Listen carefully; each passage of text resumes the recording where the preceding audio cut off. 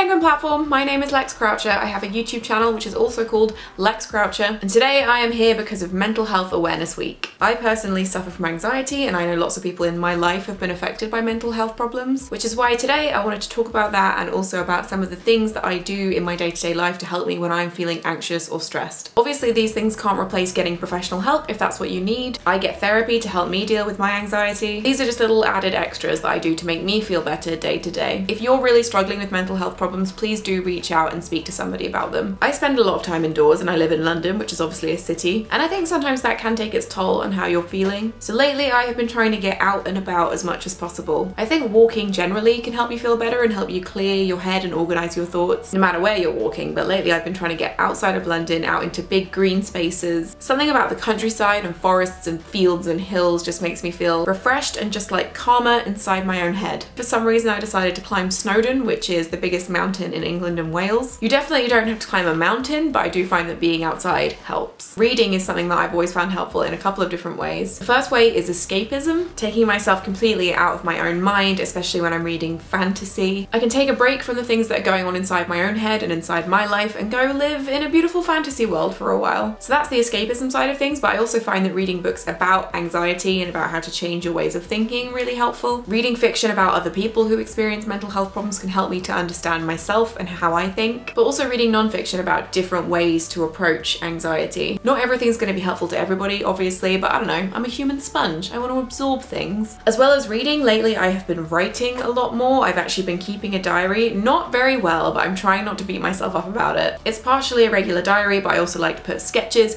poems, tickets from gigs, just kind of a scrapbook of my life. I'm a huge fan of typing and that's how I'd normally do my writing, but actually something about making the effort to hand write something, especially when you're trying to get some feelings out, can be very, very therapeutic. Also, I used to keep a diary up until the age of about 13 and it's so fun to read it back. So I really would like my 30-year-old self to be able to read my 25-year-old self's diaries and have that same kind of feeling. A last thing that I find really helpful is looking after my cat. Having a pet can mean that you have to focus on things outside of yourself and your own head. You have to be there for someone else. You're responsible for another life. For some people that might be a nightmare, but for me I find that really helpful in like giving myself structure. And she's also just so soothing. I think they've done studies about like cats purring and the effect that it has on people. I definitely find her to be very helpful and healing. Except when she tries to eat people food and I take it away from her, she always hisses at me. You're not supposed to eat spicy pasta. I'd love to know what you guys think. Does reading help with your mental health? Are there little things that you do to feel better on a day-to-day basis? Please put them in the comments below. Make sure you subscribe to Penguin Platform. There's a new video every Thursday, and you can go and check out the video that I made with Penguin over on my channel. And I don't know, maybe subscribe to me, I guess. Bye!